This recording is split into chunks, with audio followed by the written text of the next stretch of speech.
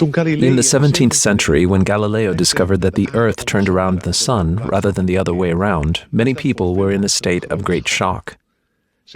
They had thus far believed that humans were at the center of the cosmos, and around this idea they had built their whole belief system. Suddenly, this did not seem to be the case anymore. Foucault's theory can be clarified by pointing out that, in relation to culture, he takes a sort of Galileo-type standpoint. Since the time of Galileo, people have thought that when it came to culture and society, humans were at the center. After all, it is they who created these. Foucault denies this. It is not the subject that counts to culture, he argues, but the structure, the universal. Something that is in itself already understandable. If one realizes that the rules according to which mankind behaves, for the largest part, were already invented long before one was born, and the name of the inventor remains completely unknown to us. One can compare Foucault to Galileo, but from another perspective, one can also compare Chomsky to Galileo, because his work in the science of language, linguistics, has had a great revolutionary influence over the whole world. Chomsky has brought about a major transformation in the field of linguistics. Interestingly, Chomsky's theories point in the exact opposite direction as the theories of Foucault. Chomsky gives much more primacy to the subject. In the confrontation between these two completely different thinkers, it is moreover good to remember that they work in very different fields. Foucault is a cultural researcher. Chomsky is a language researcher. In other words, Foucault's interest lies in the history of scientific language, while Chomsky's interest lies in the daily language we use. It is interesting, and maybe also not coincidental, that the debate between these two thinkers only really gets exciting in the second half when they start discussing politics. Still, I believe it is good that this is preceded by a theoretical part. This is because, in any discussion about philosophy and society, what matters are not the political standpoints certain thinkers happen to take, but rather on the basis of which arguments they do so.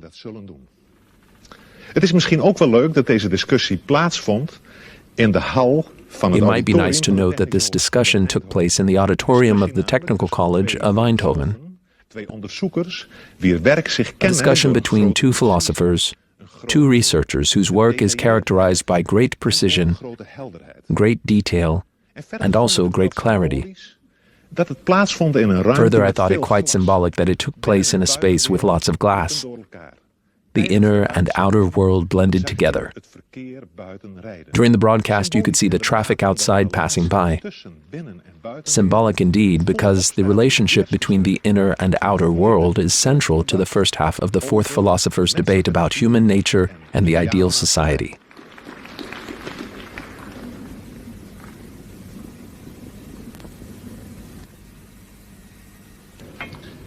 Ladies and gentlemen, welcome at the fourth debate of the International Philosophers Project. Tonight's debaters are Mr. Michel Foucault of the Collège de France and Mr. Noam Chomsky of the Massachusetts Institute of Technology. Both philosophers have points in common and points of difference. Perhaps the best way to compare both philosophers is to look at them as mountain diggers working at the opposite sides of the same mountains with different tools without knowing even if they are working in each other's direction. All learning concerning man, ranging from history to linguistics and psychology, are faced with the question whether in the last instance we are the product of all kinds of external factors, or if in spite of our differences we have something we could call a common human nature by which we can call each other human beings. So my first question is to Mr. Chomsky, because you, Mr. Chomsky, employ often the concept of human nature, and even in this connection you are using terms like innate ideas and innate structures. Which arguments can you derive from linguistics in order to give such a central position to this notion of human nature? Well, let me begin in a slightly technical way. A person who's interested in studying language is faced with a very definite empirical problem. He's faced with an organism, a mature, let's say adult speaker, who has somehow acquired an amazing range of abilities which enable him in particular to say what he means, to understand what people say to him, to do this in a fashion that I think it's proper to call highly creative. Now, the person who's acquired this intricate and highly articulated and organized collection of abilities, the collection of abilities that we call knowing a language, that person has been exposed to a certain experience. He has been presented in the course of his lifetime with a certain amount of data, of direct experience with the language. And we can investigate the data that's available to this person. And having done so, in principle, we're faced with a very clear and a reasonably clear and well-delineated scientific problem, namely the problem of accounting for the gap between the really quite small quantity of data, small and rather degenerate quantity of data that's presented to the person, to the child, and the very highly articulated, highly systematic, profoundly organized resulting knowledge that he somehow derives from this data. Furthermore, even more remarkable, we notice that in a wide range of languages, in fact all that have been studied seriously, there are remarkable limitations on the kinds of system that emerge from the very different kinds of experience to which people are exposed. Well, there's only one possible explanation for, in a what one can say in a rather schematic fashion, for this remarkable phenomenon, namely the assumption that the individual himself contributes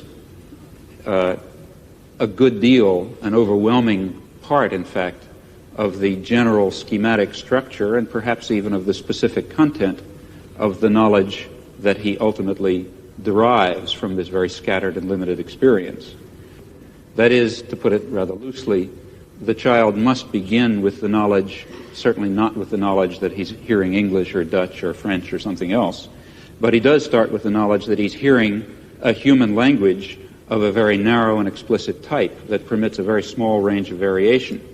And it's because he begins with that highly organized and very restrictive schematism that he's able to make the huge leap from scattered and degenerate data to highly organized knowledge. And I would claim then that this instinctive knowledge, if you like, this schematism that makes it possible to derive complex and intricate knowledge on the basis of very partial data, is one fundamental constituent of human nature. But then I assume that in other domains of human intelligence and other domains of human cognition and even behavior, something of the same sort must be true. Well, the collection of this mass of innate schematisms, innate organizing principles, which guides our social and intellectual and individual behavior, that's what I mean to refer to by the concept of human nature. Well, Mr. Foucault, if I'm thinking at your books like Histoire de la folie et Les mots et les choses, I got the impression that you are working on a completely different level and also just with an opposite aim, opposite goal. If I'm thinking about the word schematism in relation to human nature, then you are just trying to work out that there are several periods, several schematisms. What do you think about this? Well, if you permit, I will answer in French, because my English is so bad that I would be ashamed to answer in English. It is true that I mistrust the notion of human nature a little, and for the following reason.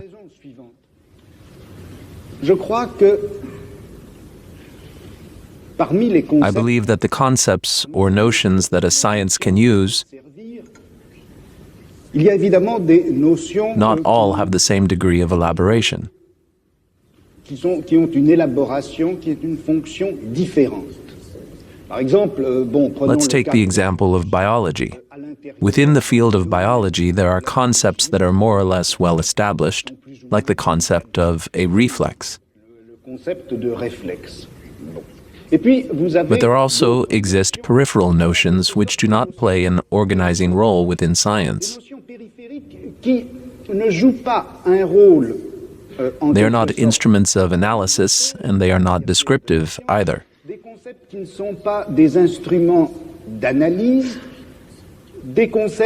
These notions simply serve to point out some problems, or rather, to point out certain fields in need of study. Ou encore qui servent à indiquer des domaines d'objets à étudier. For instance, there exists a very important concept in the field of biology, the concept of life. In the 17th and 18th centuries, the notion of life was hardly used when studying nature. One classified natural beings, whether living or non-living, in a vast hierarchical tableau. Life was a concept they didn't use and didn't need. At the end of the 18th century, a number of problems arose. For instance, in relation to the internal organization of these natural beings. Moreover, thanks to the use of the microscope,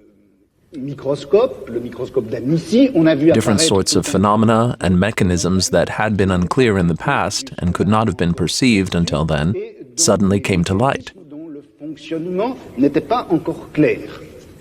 The developments in chemistry have also highlighted certain problems in relation to the connections between chemical reactions and the physiological processes of organisms. And that's how an entire field appeared, one that was completely new for biologists, one that is nowadays known as life.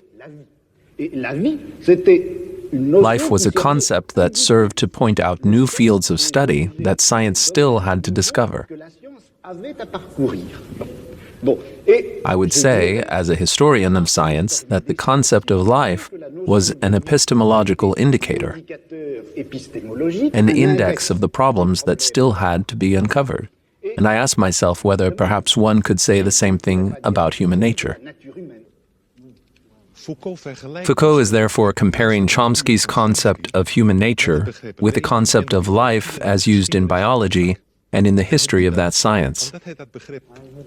He does this because he sees the concept of human nature more as an indication of a research program rather than as an indication of humanity's potential for achievement.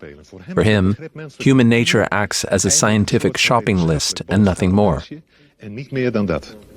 Chomsky is willing to accept this as long as it is clear that the fields of biology, physiology, and neurology still don't have the means to adequately describe human nature and humans' capacity for language. Quite early on in the debate, the moderator, Mr. Elders, finds it difficult to keep the interaction flowing between the two speakers. This is partly due to the different languages they speak, but most importantly due to the fact that Chomsky and Foucault inhabit such different worlds of thought, to the point in which their ideas easily slide past each other. We actually observe the curious phenomenon of two brains thinking simultaneously, where one picks up the last claim of the other in order to further elucidate it from his own system of thought. Vanuit hun eigen denksysteem. For Chomsky, the concept of creativity plays an important role, and the following part of the debate will be largely dedicated to this issue. For Chomsky, creativity is actually a characteristic of all human beings. Everybody uses it. People stuck in traffic who unexpectedly and on the spot have to think about what to do next. The educator who doesn't want to fall into a pattern of authoritarian behavior, and when confronted with a difficult pupil has to invent new behavior. But above all, this creativity applies to the child who learns a language and who curiously learns to produce new language. Nieuwe taal te produceren, te maken. Foucault is opposed to this idea. He constantly emphasizes the so-called epistemological field in which human activity takes place. This epistemological field, or episteme, is described as the totality of unconscious rules that manage the totality of all separated fields of knowledge. Foucault also talks of tableau, and also calls it system of elements, and in the debate the word grill is mentioned, bar or grid. Perhaps it's best to speak of a network within which everybody in a particular culture thinks, whether they want it or not. It is a certain set of rules to which everybody's thinking obeys, and with which people search for identity, coherency, and so forth. The system is not a creation of particular individuals. It decides the rules of the think and do habits we call culture, which every individual is subjected to. Such a system is not a thing or idea, but lies precisely in between these. Of idee, maar het ligt precies tussen ding en idee in. En de geschiedenis For Foucault, the history of thought is not to be associated with the history of ideas, or even the development of the mind, but rather it should be understood as discontinuous transformations, transitioning from one network to another. That is a totally different approach from that of Chomsky, for whom creativity plays a central role. At this point, we encounter Foucault's dethroning of the subject, as already illustrated with the example of Galileo. The philosophy of Foucault is a philosophy in which the philosopher constantly disappears from sight. One could say that, paradoxically, it is a philosophy without philosophers, an idea to be generalized because humans are, according to Foucault, greatly absent within their own culture. In this respect, Foucault's strong and negative reaction towards the moderator who showed interest in private matters of his life. Wanneer de gespreksleider belangstelling begint te vertonen voor privéaspecten van zijn bestaan. When Foucault debates, it is about everything except Foucault himself. This is an introduction to the following quite detailed theoretical part of the debate, which seems to mainly focus on one question. To what extent is the individual able to discover something new, and if so, how should we make sense of this? This seems to me a very relevant question, especially if we remind ourselves that we need quite some new forms of behavior, knowledge and science if we want to survive together in this world.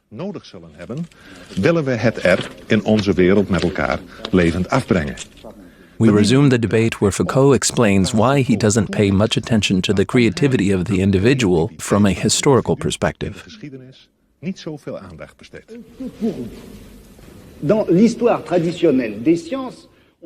Within the traditional history of science, the creativity of individuals has been accorded maximum importance. The history of science, up until recently, essentially consisted of showing how an individual, whether it was Newton or Mendel, had been the creator, or rather the discoverer, of a reality that was already existing in things and in the world.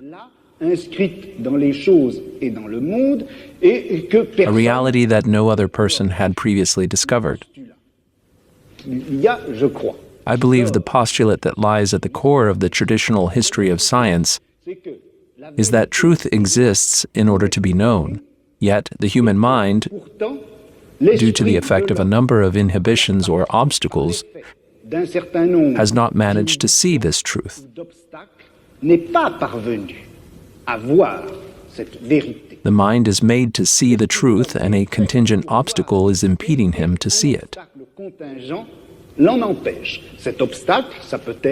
According to some historians, This obstacle could be linked to socioeconomic conditions, or to different forms of mentality, or to a belief and naivety in the old religious myths and moral themes. All of these could act as obstacles, as blinders to those who want to see the truth. In reality, the mind is meant to see. It is made to have access to the truth.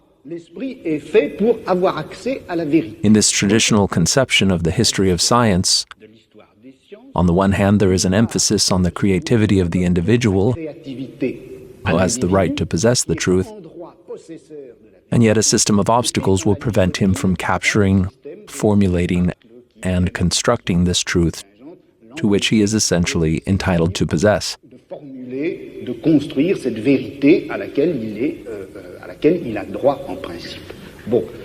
I believe the problem that is being posed is the exact opposite. What happens when we witness a great scientific transformation? In the great scientific transformation, for instance, the birth of biology, mid-17th century, or the birth of philology at the end of the 18th and beginning of the 19th century, it is true that a number of obstacles, prejudices, preconceived ideas tumble and disappear. What strikes me, however, is that science, at the moment of its birth, not only gets rid of a certain number of obstacles, but also eliminates and masks a certain amount of existing knowledge. It's as if applying a new grid which allows for the appearance of phenomena that had been previously masked, while at the same time masking already existing knowledge. Therefore, a science, the advancement of science and the acquisition of science is not simply the oblivion of old prejudices or the fall of certain obstacles. It is a new grid that masks certain things while allowing for the appearance of new knowledge. Therefore, when I criticize the notion of creativity, what I mean is that truth is not acquired through a kind of continuous and cumulative creation, but rather through a set of grids stacked on top of one another, which leak old and collect new knowledge. I think in part we're slightly talking in cross purposes because of a different use of the term creativity. In fact, I should say that my use of the term creativity is a little bit idiosyncratic, and therefore the onus falls on me, not on you in this case. But when I speak of creativity, I'm not attributing to the concept the notion of value that is normal when we speak of creativity. That is, when you speak of scientific creativity, you're speaking properly of the achievements of a Newton. But in the context in which I've been speaking about creativity, it's a normal human event. I'm speaking of the kind of creativity that any child demonstrates when he is able to come to grips with a new situation, describe it properly, react to it properly, tell us something about it, think about it in a new fashion for him, and so on. These are, I think it's appropriate to call those creative acts, but of course without thinking of those acts as being the acts of a Newton. It's the lower levels of creativity that I've been speaking of. Now, as far as what you say about the history of science is concerned, I think that's correct and illuminating, and particularly relevant, in fact, to the kinds of enterprise that I see lying before us in psychology and linguistics and the philosophy of mind. That is, I think there are certain topics that have been, what was your word, depressed or put aside during the scientific advances of the, say, past 2 centuries, a century and a half. But now I think we can overcome those, or it's possible to put aside those limitations and forgettings and to bring into our consideration precisely the topics that animated a good deal of the thinking and speculation of the 17th and 18th century, and to incorporate it within a much broader and I think deeper science of man that will give fuller role, though certainly not will not hope to give complete understanding to such notions as innovation and creativity and freedom and production of new new elements of thought and behavior within some system of rule and schematism. Those are concepts that I think we can come to grips with. In reality, I believe there is a quite strong similarity between what Mr. Chomsky said and what I have tried to show. In other words, there exist, in fact, only possible creations, possible innovations. One can only, in terms of language or of knowledge, produce something new by putting into play a certain number of rules which will define the acceptability or grammaticality of these statements, or which will define, in the case of knowledge, the scientific character of the statements.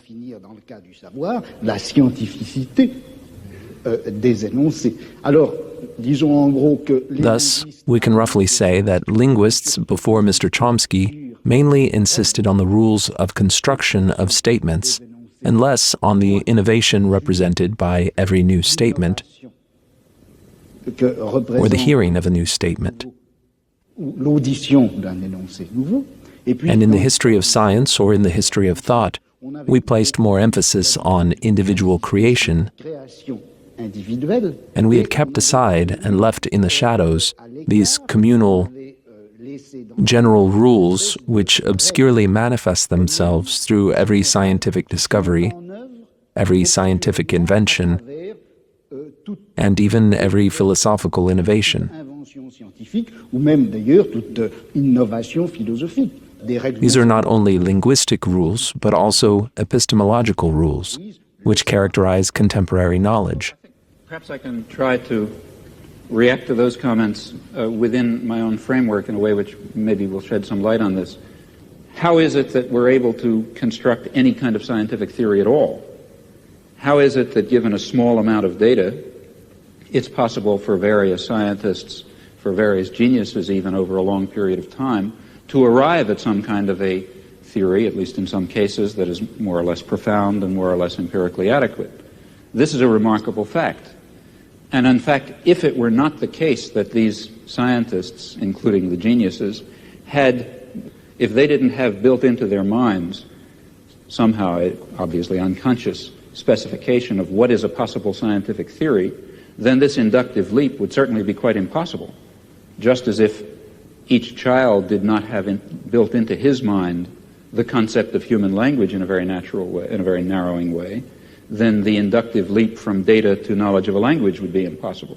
So even though the process of, let's say, deriving knowledge of physics from data is far more complex, far more difficult for us, for organisms such as us, far more drawn out in time, requires intervention of genius and so on and so forth, nevertheless, in a certain sense, the achievement of discovering physical science, or biology or whatever you like, is based on something rather similar to the achievement of the normal child in discovering the structure of his language. That is, it must be achieved on the basis of an initial limitation, an initial restriction on the class of possible theories. And the fact that science converges and progresses, that itself shows us that such initial limitations and structures exist.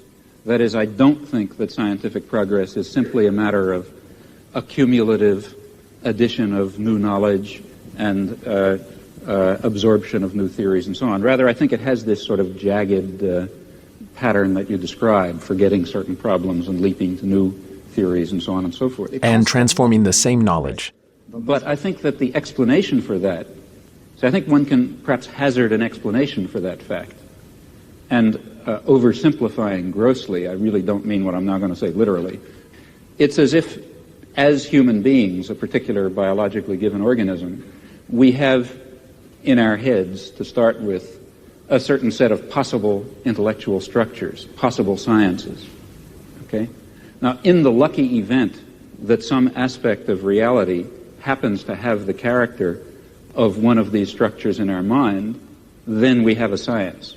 And it's because of this limitation, initial limitation in our minds to a certain kind of possible science, it's precisely that provides the tremendous richness and creativity of scientific knowledge. That is, if it were not, it's important to stress that, This has to do with your point about limitation and freedom. If it were not for these limitations, we would not have the creative act of going from a little bit of knowledge, a little bit of experience, to a rich and highly articulated and complicated array of knowledge. It's precisely because of that that the progress of science, I think, has the erratic and jagged and transformational character that you describe. And that doesn't mean that everything is ultimately going to fall within the domain of science. Quite the contrary. Personally, I believe that many of the things we would like to understand, and maybe the things we would most like to understand, such as the nature of man or the nature of a decent society or lots of other things, might really be outside the scope of possible human sciences. Well, I think we have now two questions out of this statement. One question is, if you can agree, Mr. Foucault, do you agree with the statement about a combination of limitation, fundamental limitation? Not a combination. It's not a matter of combination. Creativity only becomes possible thanks to a system of rules. It's not a mixture of order and freedom. Freedom can only be exercised thanks to a system of regularity. Where perhaps I don't completely agree with Mr. Chomsky is when he places these regularities within the sphere of the human mind or human nature. I would like to know whether one cannot discover the system of regularity and of constraint which makes science possible somewhere else, even outside the human mind, in social forms, in relations of production, in class struggles, etc. But what does this theory of knowledge mean for your theme of the death of man, or the end of the period of the 19th and 20th centuries? But this is not related to what we are talking about. I don't know, because I was trying to apply what you have said in relation to your anthropological concept. You've already refused to speak about your own creativity and freedom, haven't you? Well, I'm wondering, what are the psychological reasons for this? Well, you can wonder about it, but I can't help that. But what are the objective reasons in relation to your perception of understanding, of knowledge, of science, for refusing to answer these personal questions? Does it have to do with your conception of society? When there is a problem for you to answer, what are your reasons for making a problem out of a personal question? No, I'm not making a problem out of a personal question. I make a personal question an absence of a problem. In the entire tradition of the history of thought, ideas, and sciences, one has always questioned the problem of knowing. At what age was Newton weaned into conceiving the universal law of gravity? At what period did Cuvier meet his first mistress in order to finally discover fossils and comparative anatomy, etc.? I believe these types of analyses, which I'm now simplifying, are not very interesting.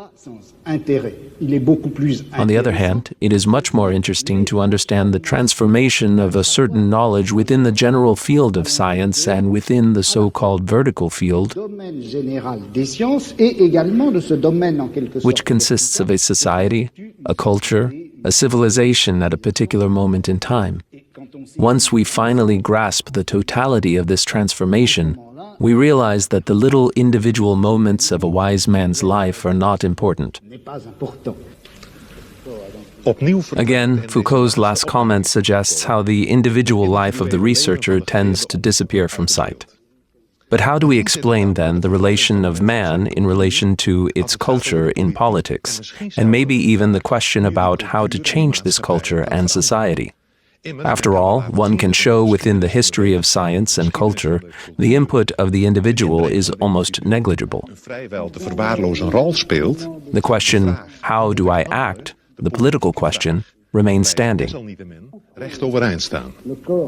It may thus be clear by now that this political question, from Foucault's perspective, rapidly develops into how far can mankind escape from its own culture? Kan de mens ontsnappen aan zijn eigen cultuur? Daarbij is het It wel is van important to belang note that Foucault doesn't want to distance himself from politics. van de politiek. Integendeel, hij zegt On the contrary, wat zou ik he says, I would have to be ideologically blind to not interest myself for that which is most substantial to human existence, economic relations, power relations, you name it. Therefore, Chomsky and Foucault do agree on the importance of the political question. In his opinion, it is required to abolish and destroy the different forms of capitalism in order to favor direct workers' participation. Hij is van mening dat het noodzakelijk It may is also be informative to explicitly mention that Chomsky defines his political standpoint as anarcho-syndicalism in workers' councils and so on. enzovoort. Decentralisatie, Decentralization, socialization, and participation are key words in Chomsky's political program. van Chomsky. Chomsky zegt weliswaar Chomsky might say he sees no obvious relation between his scientific and political views, but the following opening statement reveals that he heads straight from his scientific conceptions to politics. afstevend op de politiek.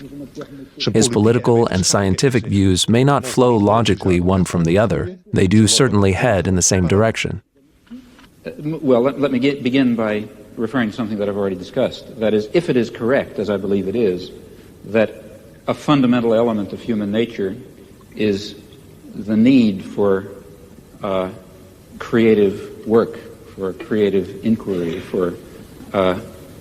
for free creation without the arbitrary limiting effects of coercive institutions, then of course it will follow that a decent society should maximize the possibilities for this fundamental human characteristic to be realized. That means trying to overcome the elements of repression and oppression and destruction and coercion that exist in any existing society, ours for example, as a historical residue.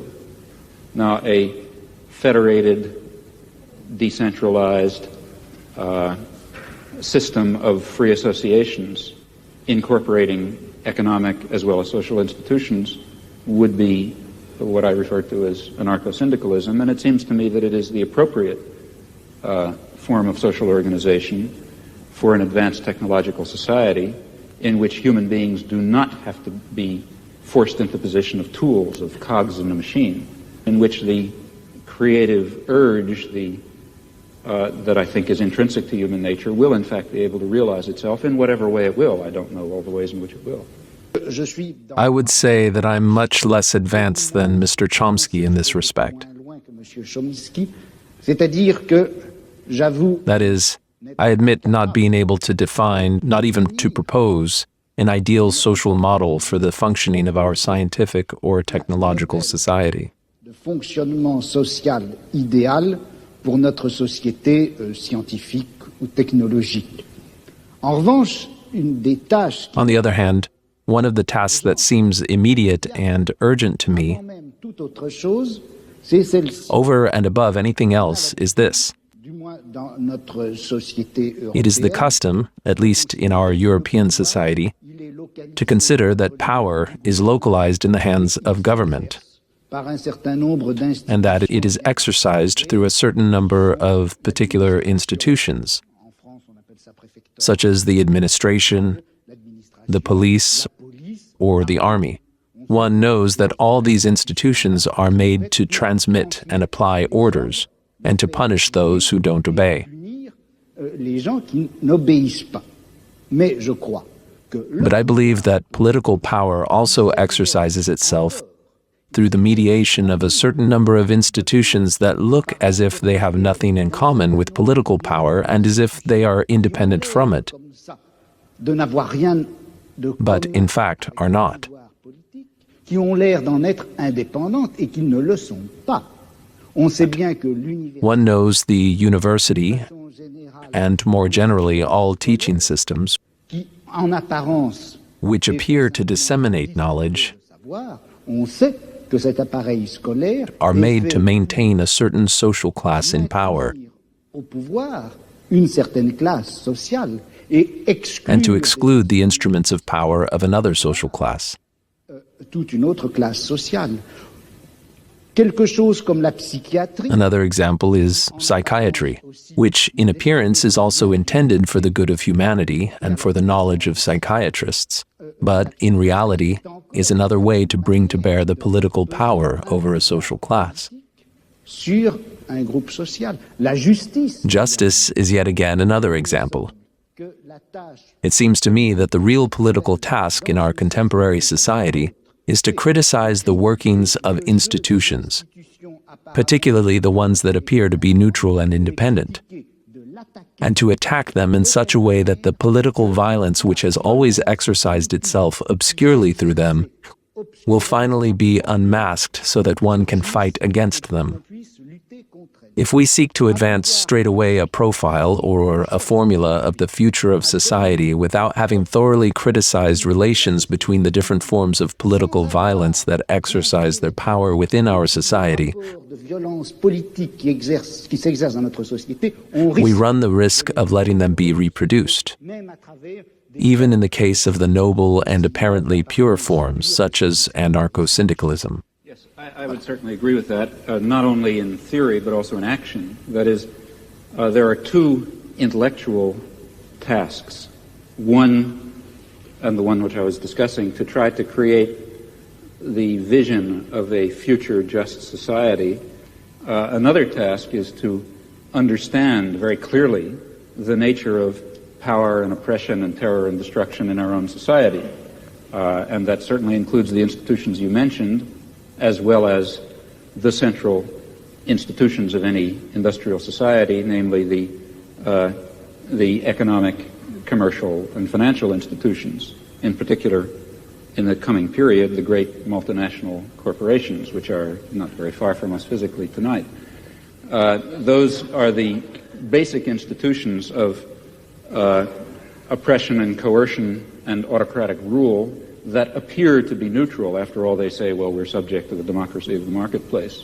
Still, I think it would be a great shame to lose or to put aside entirely the somewhat more abstract and philosophical, if you like, task of trying to draw the connections between a concept of human nature that gives full scope to freedom and dignity and creativity and other fundamental human characteristics, and relates that to some notion of social structure in which those properties could be realized, in which meaningful human life could take place. And in fact, if we are thinking of social transformation or social revolution, though it would be absurd, of course, to try to draw out in detail the point that we're hoping to reach, still we should know something about where we think we're going. And such a theory may tell it to us. Oui, mais alors là, Yes, but then isn't there a danger here? If you say that a certain human nature exists, that this human nature has not been given the rights and possibilities that allow it to realize itself in our contemporary society, that's really what you have said, I believe. And if one admits this, doesn't one risk defining this human nature, which is at the same time ideal and real, and has been hidden and repressed until now, in terms borrowed from our society, from our civilization, from our culture? I will give an example by greatly simplifying it. Marxism, at the end of the 19th century and the beginning of the 20th century, admitted that in capitalist societies, man hadn't reached its full potential for development and self-realization. That human nature was effectively alienated in the capitalist system. And Marxism ultimately dreamed of a liberated human nature. On the other hand, what model did it use to conceive, project, and eventually realize that human nature? It was, in fact, the bourgeois model.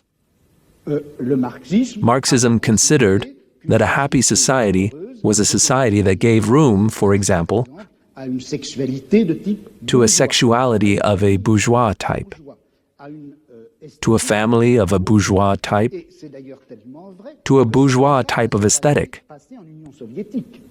And it is, moreover, very true that this has happened in the Soviet Union. A kind of society, simultaneously real and utopic, had been reconstituted and transposed from the bourgeois society of the 19th century, in which humans finally were able to realize their true nature. The result, that you also realized, I think, is that it is difficult to conceive of what human nature precisely is. Isn't there a risk that we will be led into error? Mao Zedong spoke of bourgeois human nature and proletarian human nature, and he considers that they are not the same thing. Well, you see, I think that in the intellectual domain of political action, that is, the domain of trying to construct a vision of a just and free society on the basis of some notion of human nature, in that domain we face the very same problem that we face in immediate political action. For example, to be quite concrete, a lot of my own activity really has to do with the Vietnam War, and a good deal of my own energy goes into civil disobedience. Well, civil disobedience in the United States is an action undertaken in the face of considerable uncertainties about its effects. For example, it threatens the social order in ways which, let's say, one might argue, bring on fascism. That would be very bad for America, for Vietnam, for Holland, and for everyone else. So there's a danger, that is one danger in undertaking this concrete act. On the other hand, there's a great danger in not undertaking it. Namely, if you don't undertake it, the society of Indochina will be torn to shreds by American power. And in the face of those uncertainties, one has to choose a course of action. Well, similarly, in the intellectual domain, one is faced with the uncertainties that you correctly pose. Our concept of human nature is certainly limited, partial, socially conditioned, constrained by our own character defects and the limitations of the intellectual culture in which we exist. Yet at the same time, it's of critical importance that we have some direction, that we know what impossible goals we're trying to achieve if we hope to achieve some of the possible goals. And that means that we have to be bold enough to speculate and create social theories on the basis of partial knowledge while remaining very open to the strong possibility, in fact overwhelming probability, that at least in some respects we're very far off the mark. Well, perhaps it is interesting to go on a little bit further on this problem of strategy. So, for example, in the case of Holland, we had something like a population census. You were obliged to fill in your papers and so on, you know. So this you would call, if you are not filling in your papers, civil disobedience. Right. Now, I would be a little careful about that because going back to some very important point that Mr. Foucault made, one does not necessarily allow the state to define what is legal. Now, the state has the power to enforce a certain concept of what is legal, but power doesn't imply justice or correctness even. So the state may define something as civil disobedience and may be wrong in doing so. For example, in the United States, the state defines it as civil disobedience to, let's say, derail an ammunition train that's going to Vietnam. And the state is wrong in defining that as civil disobedience because it's legal and proper and should be done.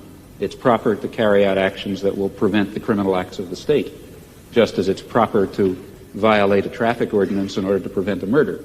If I was standing at a street corner and the traffic light were red, let's say I was standing in my car and I drove across the traffic light to prevent somebody from, let's say, machine gunning a group of people, of course that's not violation of law. It's an appropriate and proper action. No sane judge would convict you for such an action. Similarly, a good deal of what the state authorities define as civil disobedience is not really civil disobedience. In fact, it's legal, in fact, obligatory behavior in violation of the commands of the state, which may or may not be legal commands. So one has to be rather careful about calling things illegal, I think. Yes, but I would like to ask you a question. When, in the United States, you commit an illegal act, which I regard as illegal, not just the state. No, when the states an But the action, state that regards when the it state considers it illegal, illegal. Yeah. Est-ce que vous faites do you justify your action in terms of justice of an ideal, en vertu d'une justice idéale, ou bien est-ce or do you justify it in terms of necessary class struggle? que la rend utile et nécessaire? Well, Est-ce que vous vous référez à une justice idéale? Voilà again, le problème. very often when I do something which the state regards as illegal, I regard it as legal. Yes, that's Because I regard the state as criminal. Alors- But in some instances, that's not true. That is, let me be quite concrete about it, and move from the area of class war to imperialist war, where the situation is somewhat clearer and easier. Take international law, a very weak instrument as we know, but nevertheless it incorporates some rather interesting principles. Well, international law, in many respects, is the instrument of the powerful. That is, international law permits much too wide a range of international forceful intervention in support of existing power structures that define themselves as states and against the interests of masses of people who happen to be organized in opposition to states. But, in fact, international law is not solely of that kind. And in fact, there are interesting elements of international law, let's say embedded in the United Nations Charter, which permit, in fact, I believe, require the citizen to act against his own state in ways that the state will falsely regard as criminal. But nevertheless, he's acting legally, because international law also happens to prohibit the threat or use of force in international affairs, except under some very narrow circumstances, of which, for example, the war in Vietnam is not one, which means that in the particular case of, let's say, the Vietnam War, the one that interests me most, the American state is acting in a criminal capacity, and people have the right to stop criminals from murdering people. Just because the criminal happens to call your action illegal when you try to stop him, that doesn't mean it is illegal. I mean, a perfectly clear case of that is the present case of the Pentagon Papers in the United States, which I suppose you know about. Reduced to its essentials and forgetting legalisms, what is happening is that the state is trying to prosecute people for exposing its crimes. That's what it amounts to.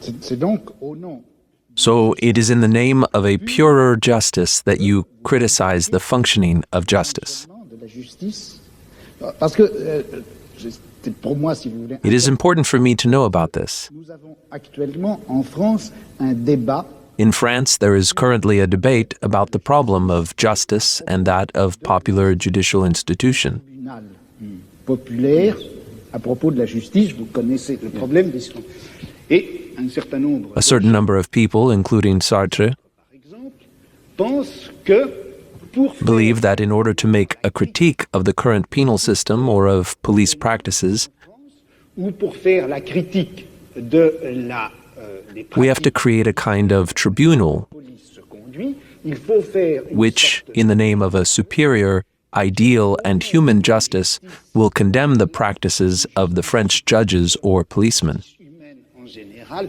condamnera la pratique des juges français ou des policiers français. Et puis il y a Moreover, there is another group of people, myself included, who say this shouldn't be done because, non.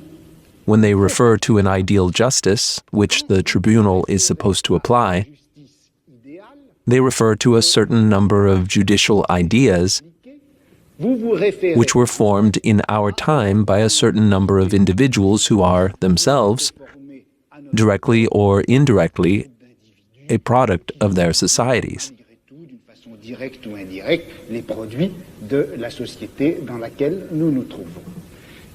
Il faut We have to attack the practices of justice. il faut attaquer la police, We have to attack the police and their practices, mais en termes de guerre, but in terms of war and not in terms of justice. You believe that your role in the war is a just role, that you're fighting a just war, to bring in a concept from another domain. And that, I think, is important. If you thought that you were fighting an unjust war, you couldn't follow that line of reasoning. And I would like to slightly reformulate what you said. It doesn't seem to me that the differences between legality and ideal justice It's rather between legality and better justice. Now, this better system may have its defects, certainly will, but comparing the better system with the existing system and not being confused into thinking that our better system is the ideal system, we can then argue, I think, as follows, that the concept of legality and the concept of justice are not identical. They're not entirely distinct either. Insofar as legality incorporates justice in this notion, in this sense of better justice, referring to a better society, then we should follow and obey the law, and force the state to obey the law, and force the great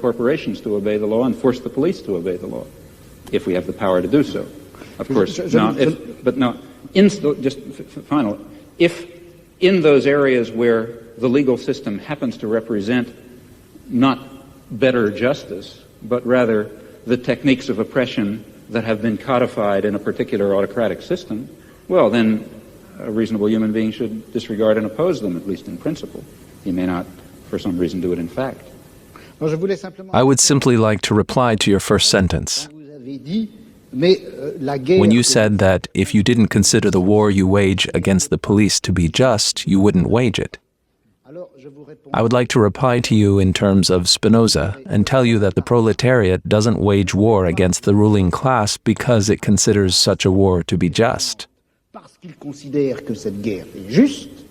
proletariat wages war against the ruling class because it wants, for the first time in history, to take power, and because of its will to overthrow power, it considers such a war to be just.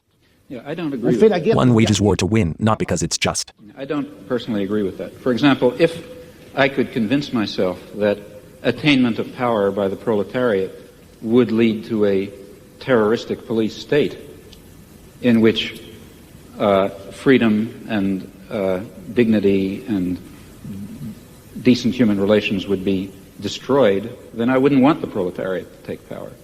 In fact, the only reason for wanting any such thing, I believe, is because one thinks, rightly or wrongly, that some fundamental human values will be achieved by that transfer of power. Alors, je vous répondrai ceci. Quand le prolétariat prendra le pouvoir, when the proletariat takes power, it may be quite possible that the proletariat will exert towards the classes over which it has just triumphed a violent, dictatorial, and even bloody power.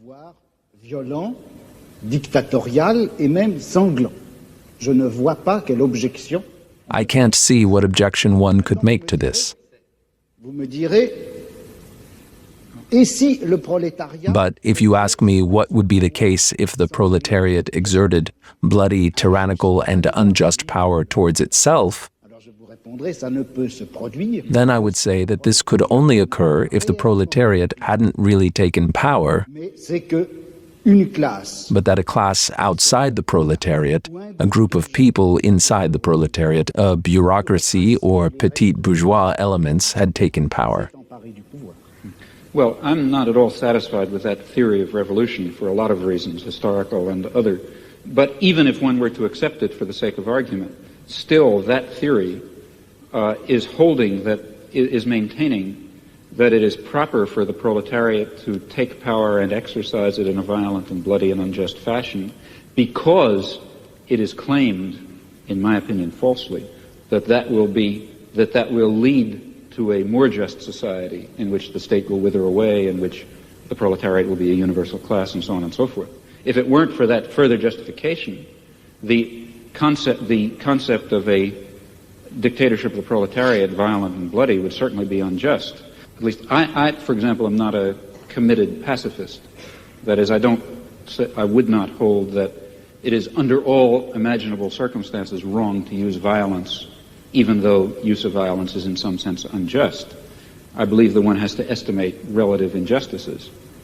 But the use of violence and the creation of some degree of injustice can only itself be justified on the basis of the claim and the assessment, which always ought to be undertaken very, very seriously and with a good deal of skepticism, that this violence is being exercised because a more just result is going to be achieved.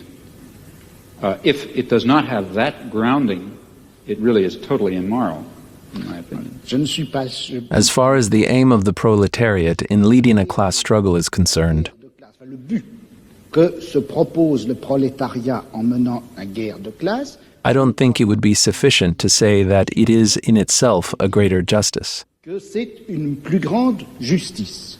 Ce que le prolétariat What the proletariat will achieve by expelling the ruling class and by taking power et en prenant pour lui le is pouvoir, precisely the suppression of class power in general. un pouvoir de classe en général. Okay. Car le But that's the prolétariat, further justification. hein, That is the further justification. That is the justification, but one doesn't speak in terms of justice, but in terms of power. Of justice. It's because the end that will be achieved, it is claimed, is a just end. If no Leninist or whatever you like would dare to say we have a right to take power, let's say we, the proletariat, and then throw everyone else into crematoria, let's say. I mean, if that were the consequence of the proletariat taking power, of course it would not be appropriate. The idea is, and as for reasons I mentioned, I'm skeptical about it, that a period of violent dictatorship, of perhaps violent and bloody dictatorship, is justified because that will mean the submergence and termination of class oppression, a proper end to achieve in human life. mais il me semble que de toute façon, But it seems to me that in any case, the notion of justice itself functions within a society of classes as a claim and as a justification for it made by the oppressed class. comme justification du côté de la classe oppressive. I don't agree with that. Et dans une And in a classless society, classe, je ne suis pas sûr que I'm not sure that we would still use this notion of justice. Yeah. Well, here I really disagree. I think that there is a sort of an absolute basis. If you press me too hard, I'll be in trouble because I can't sketch it out. But some sort of an absolute basis ultimately residing in fundamental human qualities in terms of which a real notion of justice is grounded. And I think that our existing systems of justice I think it's too hasty to characterize our existing systems of justice as merely systems of class oppression.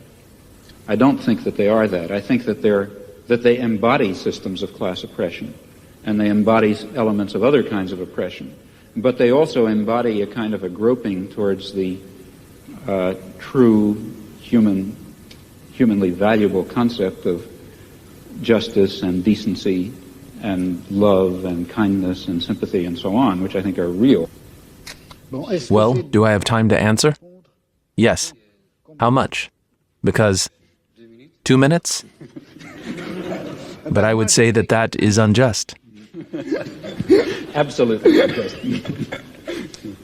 Non, mais bon, No. je veux pas But I don't want to answer in so little time. simplement ceci. Je ne peux pas m'empêcher. I will simply say that I can't help but to think that the concepts of human nature, que cette notion de nature humaine, cette notion de bonté, of kindness, of justice, of human essence and its actualization, tout ça, ce sont des notions all of these are notions and concepts that have been created within our civilization, our knowledge system, and our form of philosophy, dans notre forme de philosophie et que par and that as a result, they form part of our class system. de classe et qu'on ne peut pas aussi And one can't, however regrettable it may be, put forward these concepts to describe or justify a fight which should and shall in principle overthrow the very fundaments of our society. en principe bouleverser les fondements mêmes de notre société.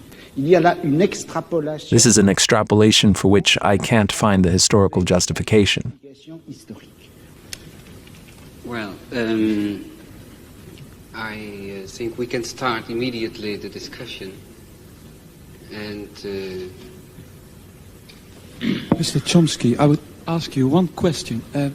In your discussion, you had the vocabulary proletariat. We as proletarian. It's the irony of history that at the moment, young intellectuals coming from middle class and upper class call themselves proletarians and say we must join the proletarians. But I don't see any Right. class-conscious proletarians. That's a great Okay. dilemma. It is not true in our given society that all people are doing useful, productive work. or self-satisfying work. Obviously, it's very far from true. Those people. Lots of people who are excluded from the possibility of productive labor. And I think the revolution, if you want, should be in the name of all human beings. But it will have to be conducted by certain categories of human beings, and those will be I think, the human beings who really are involved in the productive work of society. Now, what that is will differ depending on the society. In our society, it, I think, includes intellectual workers. So I think that the student revolutionaries, if you like, have a point, a partial point. That is, it's a very important thing in a modern advanced industrial society. It's very important how the trained intelligentsia identify themselves, if they're going to be technocrats, let's say, or servants of either the state or private power, or alternatively, whether they're going to identify themselves as part of the workforce who happen to be doing intellectual labor. If the latter, then they can and should play a decent role in a progressive social revolution. If the former, then they're part of the class of the oppressors. I have an additional, one small additional question or more remark to you. That is that you, with your very courageous attitude towards the war in Vietnam, how can you survive in an institution like MIT, which is known here as one of the great war contractors and intellectual makers of this war? There are two aspects to that. One is the question how MIT tolerates me, and the other question is how I tolerate MIT. Well, as to how MIT tolerates me, here again I think one shouldn't be overly schematic.